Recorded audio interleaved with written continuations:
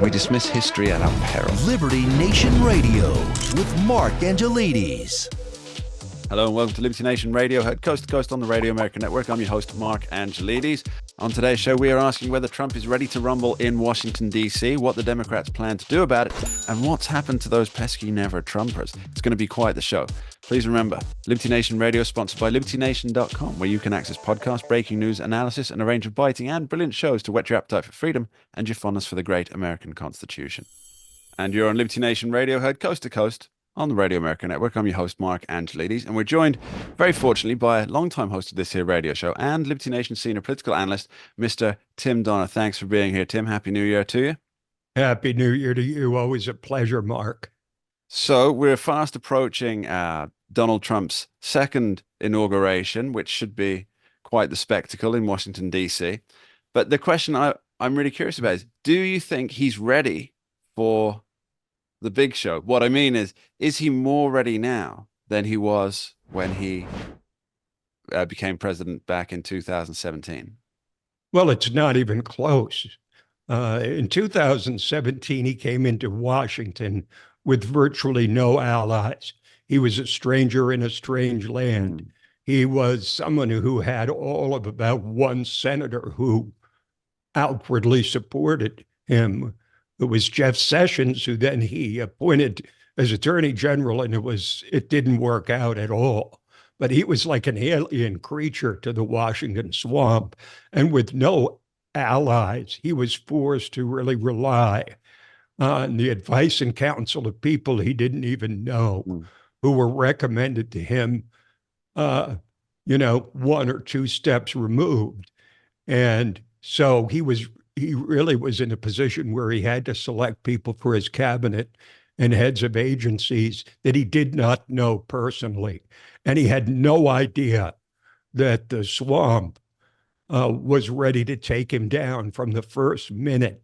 On that day in 2017, the day that Donald Trump was inaugurated, the Washington Post ran a story saying the impeachment effort against Donald Trump has already begun. And this was literally minutes after he was inaugurated. He had no idea what he was in for because he didn't know his way around Washington, and they had it in for him. And of course, they stalled his presidency with fake investigations, with the Steele dossier, with James Comey's FBI investigation, into Russia collusion, which went nowhere. But it took 2 years for everybody to know that it was all a big fake. This time, he knows exactly where, so to speak, the bodies are buried. He knows that they're out to him. He's got allies galore. He has been elected by a very decisive margin in both the Electoral College and the popular vote. And he started really the day after he had won with cabinet appointments and appointments to as heads of agencies. And he's off to a running start like I've never seen for a president-elect, because he knows he's only got 4 years. The first time, in 2017, he figured he might have 8 years to figure out the landscape and get things done. But of course, he didn't. They took him down in 2020. And now he knows he's got 4 years. He's got an incredibly ambitious agenda, but he's got people surrounding him who are true believers this time. So there's really not even a comparison to this second term in comparing it to his first term that started 8 years ago. So I love the analogy you used there, the stranger in a strange land. And then you went and say that he was an alien in Washington, D.C. And I think, yes, he's failing to grok. He was failing to grok what the swamp was, to continue that analogy. But you mentioned the nominees that he essentially must have had in place even before the election. I think outreach began well before that. Now, we saw that Matt Gaetz, former Florida congressman and former prospective for the attorney general position, the media did a full court press against him, and he ended up withdrawing from the nomination. But since then, everything's been all silent on the Western swamp front, as it were. And we're not hearing these negative stories about Pam Bondi, very few about RFK Jr. Kash Patel, that was a storm in a teacup for a few days, and now nobody's talking about it. Is this because, and I think I've probably got this right, is that any ammunition that the left-leaning media and Democrats could have used against these non-potential nominees has already been spent. And so they would just be, as it were, flogging a dead horse between now and when the actual confirmation process comes around. And it would kind of seem like sour grapes more than they're just exposing the reality of what things are. Well, they're going to have to pick their spots, the Democrats, in terms of who they're going to try and trash among Trump's appointments that are subject to Senate confirmation. Because they can't trash all of them, because then they'll lose all credibility and it'll really hurt their political future for 2026 and 28.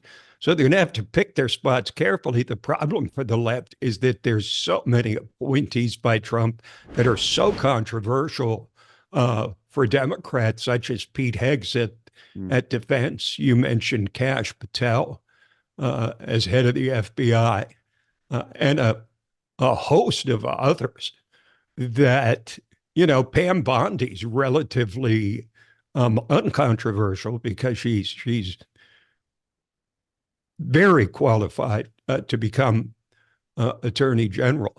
But they're going to have to pick their spots. And I think if they felt that if they were complaining all along from the day that Trump was elected, that people would be tired of their criticism by now. So I think what they're doing is they're garnering their forces, deciding who it is they're going to put whatever political capital they have behind trying to oppose and go after them.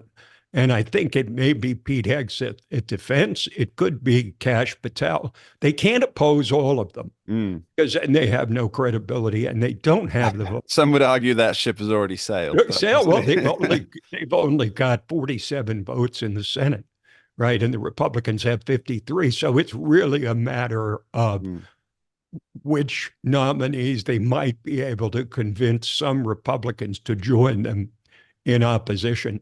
But I think we'll start hearing that very soon.